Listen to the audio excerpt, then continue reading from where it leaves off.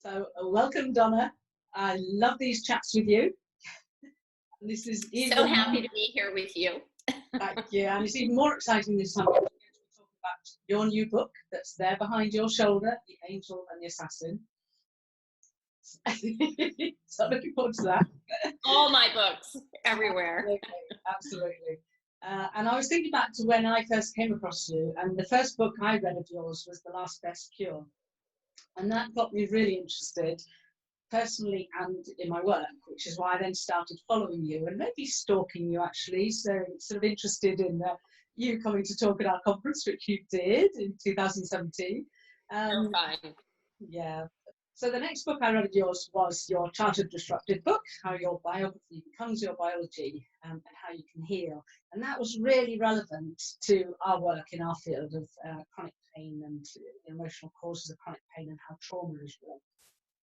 But we also work with people who have some mental health conditions as well. And whether or not the mental health conditions or physical conditions, they're all linked. And that's why I'm really interested in talking to you about your new book, The Angel and the Assassin, because it's very relevant to our work, and I know that our followers are going to be very interested as well. Hence this discussion. Thank you for having me. I always love talking to you. We never have enough time. We don't, do we? It's just so far across the pond, but hopefully this message will resonate everywhere. Oh, absolutely. Absolutely.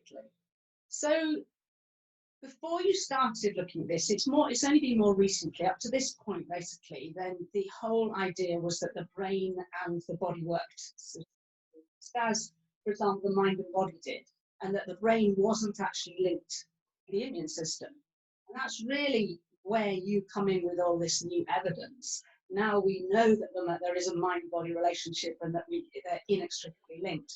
And now in your book, you're showing us the evidence of how the brain is so involved in the immune system as well. Yes, and that the research of the past 10 years has erased this imaginary line between what is physical and what is mental. And as you know, one of the things I do is try to close up that gap between what's happening in the lab, at top research institutions, and what patients and practitioners and even physicians, and in this case, psychiatrists, still need to know because maybe they graduated from medical school or whatever practitioner school they went to, and this new science is out there changing the field rapidly. So I set out to do a 2-year investigation into what were these new pieces of research that were erasing this supposed line between what's physical and what's mental.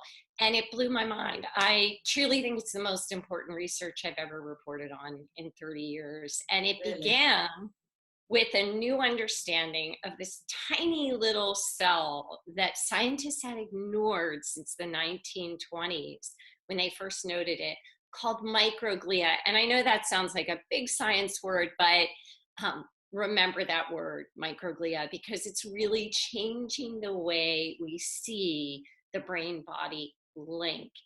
So let's start with the idea that 300 years ago, René Descartes first came up with this idea of mind-body dualism, and he put forth the idea that body and mind are church and state entities. Yeah. Then roll in the early anatomists. The early anatomists come along and they say, well, we have this weird cluster of cells at the base of the brain, and we're going to call it the blood-brain barrier. And these cells are so tight that they act like a funnel. And that funnel will not allow any immune molecules to rise from the body. And this is fun because we're on video, so I can say from the body to the brain. And so guess what? Must be true. So philosophers and anatomists agree the brain and the body don't really talk to each other on a biophysical level. And then the third thing was that anatomists thought, well, when something happens in your body and it becomes inflamed, it becomes red, hot, painful, swollen. That's the definition of inflammation. The brain can't get inflamed, right? Because you've got this hard thing called the skull. So Another reason to think that the brain and the body function completely separately and have no real biophysical link. But in the past 10 years, four major discoveries have caused a pivot completely away from this idea that the brain is not an immune organ. First, in 2010, researchers at Mount Sinai School of Medicine in New York found that these tiny little cells called microglia, which everybody thought were the most boring cell in the human body, that carted away dead cells.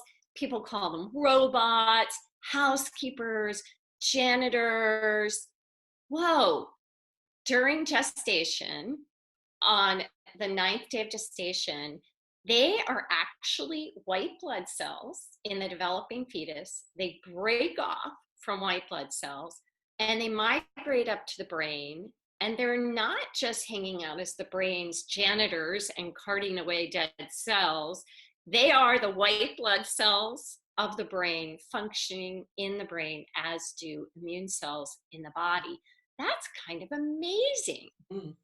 Given that for 300 years we thought the brain was an immune organ, was not an immune organ, and now we find we have these cells. Then in 2012, researchers at Harvard used new visual tools to get a really intricate, fine-grained look at what these cells were doing in real time. Well, guess what?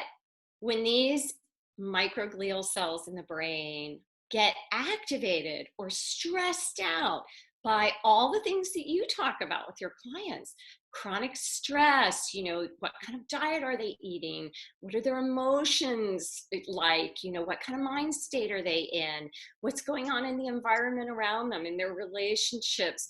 And also environmental toxins and infections, the same things that shift our physical response and, as you know, lead to chronic pain and disease. They cause these little tiny cells in the brain to stop taking care of our neurons and our synapses and be what we think of as the angels of the brain, where they cater to the needs of neurons and synapses the way an entourage maybe caters to the needs of a movie star. Nope, they morph. And they can see on these incredibly intricate new tools that allow us to see cells working alive in the brain for the first time. These little cells that science ignored morph into big Pac-Man-like cells. They're big and they're bushy. And when they're stressed out, they go chomp, chomp, chomp, and they eat away at the brain's synapses. Synapses go dark, and these are the same synapses and connections in the brain that we need to feel well, that we need for our mind state. And the same loss of neuronal connections is associated in brain scans, another new invention of the last decade, with depression, chronic pain, anxiety, Alzheimer's, Parkinson's disease, glaucoma in the retina, in the visual retina of the brain, and Huntington's disease, West Nile virus, Zika virus, OCD, bipolar disorder, psychosis. Wow. All in an organ that we thought wasn't ruled by the immune system. It's pretty wild times in neuroscience. Yes. Wow, that is so exciting. And and it goes from the small things like presumably when people do have chronic pain, the lack of motivation and the the mindset and things like that, to the more extreme conditions, as you said. Incredible. Yes. So it's incredible. It's incredible. And motivation networks, by the way, are really being studied carefully right now, in terms of exactly what you just said, the will and the need and the desire to get up and do things, really tied to mental illness and the immune system. And the immune system. It turns out that motivation is an immune system function. And so these ties are all being worked out. It's a really exciting century or new decade to be going into as we close out this decade. And I just thought it was really important for people to know, because even though it's a little scary to think that our brain is like this seventh sense responding to the environment around us all the time, the same way that our body's immune system is. One of the things I'd done earlier in my career, as you know, is the autoimmune epidemic. And that book really brought home the link between the environment and our immune system. And then the last best cure, what are we thinking and feeling? And our mind state and our immune system and our physical health. And so, and child disrupted, how does what happens really early in life set the stage for these relationships in our brain and body? And now we have these tools to go, wow, we can actually see this happening in real time. And we need to treat our brain as this interactive organ with the environment around us, including the environment we create for ourselves, right? How we're thinking and feeling, and treat it as this exquisitely sensitive and powerful seventh sense that we have in the world around us. And that's very empowering. And I try to make it so in the book. And you do with all your work, though, Donna. You can see your journey through your books, and you can see how you work so hard to translate the science into being able to help people with chronic conditions. And this is continued now into the mental health side. Yes, that's my mission. And I'll tell you how that came about. Interesting story. When I was recovering from Guillain-Barré after the second time I'd had it, and I've written about that in other books, and I found that, you know, I wasn't paralyzed anymore. I certainly had some neurological issues and constraints in how I could move my body, but I was recovering. Yes, I still had a pacemaker and leukopenia and been paralyzed twice and small fiber sensory neuropathy. Not a fun package, but doing better with all of the tools that I was using. That even so, with all of these physical autoimmune diseases, I was really struggling with my emotional state and my cognition and my mind state. And at that time, it was, you know, the era of Harry Potter. So of course, you know, reading Harry Potter to my kids. And I would think, wow, you know, since I've been sick, it feels like I have these dementors here, you know, those ghost-like creatures, just boom, change your mind state. And cognitively, I can remember trying to tie my kids' shoes and thinking, okay, Donna, you know, think bunny loops, like, you know this, you've got this. And my daughter would be doing, you know, first grade math, and I'd think, okay, 6 and 6, you know, and here I am, a science journalist, you know, I've just come off, you know, giving keynotes at scientific conferences, and I'm cutting watermelon, trying to remember what the heck it is. You know, what do we call this? And during that period of time where my autoimmune disorders were so active, my brain was really suffering. And I went to all of my doctors and I said, gosh, you know, it's just, my body's not my own, but my brain, this is not me. And of course, at that time in 2007, 2008, I was still dealing with valparesis, in and out of the hospital. And my doctors would say, understandably, of course, you don't feel good. Of course, you're depressed. Of course, it feels like the dementors. You've been paralyzed. You have all of these disorders and diseases. You're a young mom. This isn't, it's not fun. But I felt like something physical was happening, and I started keeping files. And I started thinking all these interesting pieces of research. So this is like insight into how the science journalist works. I was gathering these 10 years before I started writing this book. Wow. And right. And so studies started coming out that in patients with schizophrenia, a mental health disorder, when they did bone marrow transplants for other reasons, the schizophrenia went away. There was a bone marrow transplant where someone with schizophrenia donated bone marrow to their twin brother who didn't have it. He developed schizophrenia. I went, Wow. research between gum disease in the body and increases in Alzheimer's. So I was going, okay, Descartes, okay, early anatomists. There's no brain-body biophysical link. Yeah. There's line in the sand between the way we treat mental health and cognitive disorders versus physical autoimmune and inflammatory disorders. How's this lining up?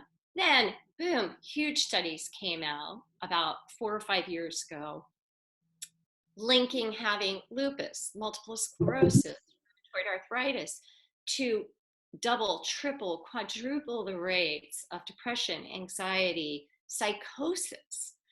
So then we started to see research linking high levels of physical inflammation, easily tested through blood tests for factors like C-reactive protein or tumor necrosis factor, and mental health disorders. So wait, how is that happening? Right. And then as I was writing Childhood Disrupted, I started seeing a lot of research linking trauma or chronic stress in childhood, or even in early adulthood or midlife, to ramped up levels of physical inflammation, to a loss of synaptic connectivity in the brain in areas directly responding to the effects of chronic stress on the brain. And yet we had no idea why that was happening. Yeah. Everyone was scratching their heads going, okay, so we know chronic stress leads to more inflammation in the body. And we know that chronic stress is related to changes in the synapses of the brain. Why?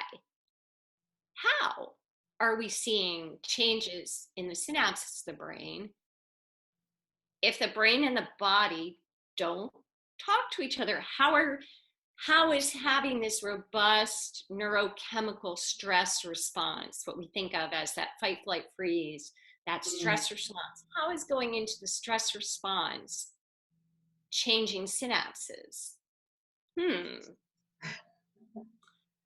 Microglia.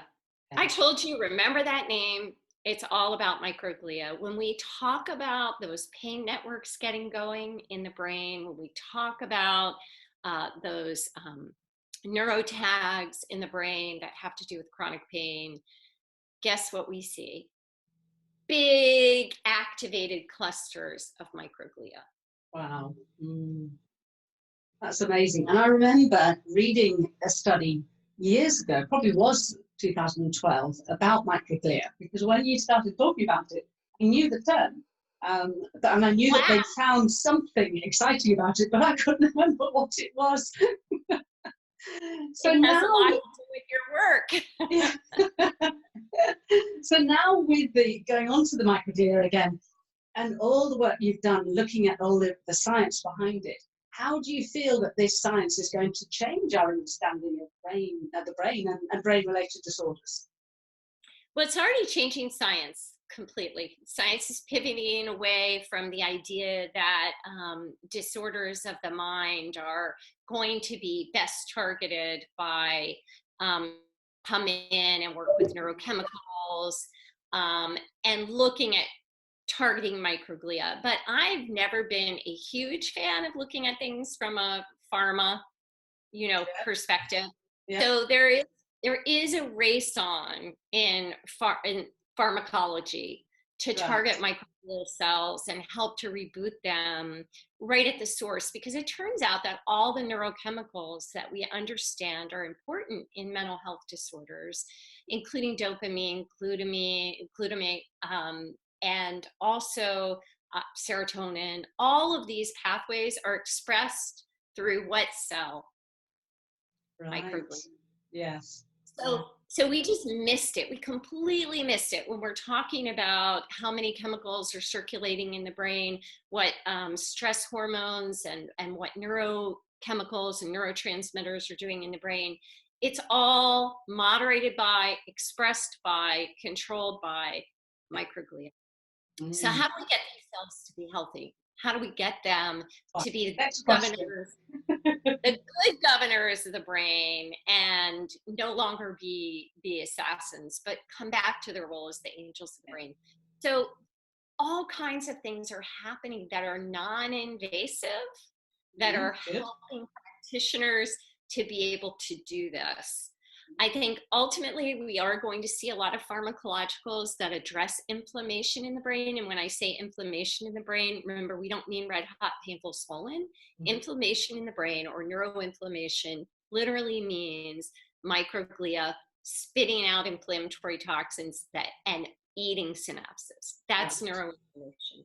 So we are going to see a lot of anti-inflammatories coming out that will target this inflammatory microglial process in the brain. But I think that we have to proceed with an abundance of caution. Meanwhile, there are things right now that are non-invasive that are really turning out to be very interesting. Transmagnetic cranial stimulation has been shown, and that's just, so stepping back, microglia govern the brain, but they also work on electrical impulses, just like immune cells in our body and electrical cells in our heart. We are electrical beings. So lots of different scientists have been saying, well, let's step back and look at the brain as a computer, as an electrical organ. And microglia are establishing this direct current field in the brain, which is then establishing healthy or unhealthy brain waves. So for instance, in Alzheimer's, we see a loss of healthy synaptic connections, and those are reflected in a loss of good gamma brain waves. So researchers have been able to go in, introduce a certain stimulation that reboots microglia, and those microglia, which we talked about, that morph into big fat Pac-Mans like cells and eat synapses, they stop. They shift back into their good behavior. And synapses, they do these good things, like they clear away tau protein, right? In Alzheimer's. And the synapses can begin to reform as neurogenesis happens. And neurogenesis is basically the birth of new neurons, and they form these little protrusions together, and those turn into these synaptic connections. So that's kind of mind-blowing. Transmagnetic cranial stimulation allows electrical impulses to be delivered from outside the brain that help to quiet down the activity of these brain waves and microglia in ways that also allow some synapses to come back on board. This research is giving a new understanding to very old techniques like neurofeedback, is by booting up certain brain waves that are underperforming in the brain and quieting down ones that are overperforming. Underneath that, so you've got your brain waves, underneath that you've got microglia stimulating working with a direct current in the brain, and we can get them to go, oh, I've got to start doing my happy helper job again and become the angels of the brain. So all these are really fascinating things. Fasting mimicking diets, which are in the gut. Our gut is full of nerve cells which talk to microglia in the brain. Wow, some fasting mimicking diets show changes in the activity of microglia in the brain. That's kind of exciting. Yes. Always, all these things done in pairing with a practitioner you love and trust. I think we're going to find that mindfulness changes microglia. I think we're going to find a lot of mind-body habits change microglia. I think we're going to find that self-talk changes microglia. And I think it's going to be a really exciting new time and new decade in brain research. Sounds like it. And that was actually going to be something I was going to ask. Do you feel it's all going to be, the invasive stuff that we need to be using to change the microglia, or things like vagal stimulation or other things that because my work's all about educational self-empowerment. So I'm really interested in what can we do ourselves to help.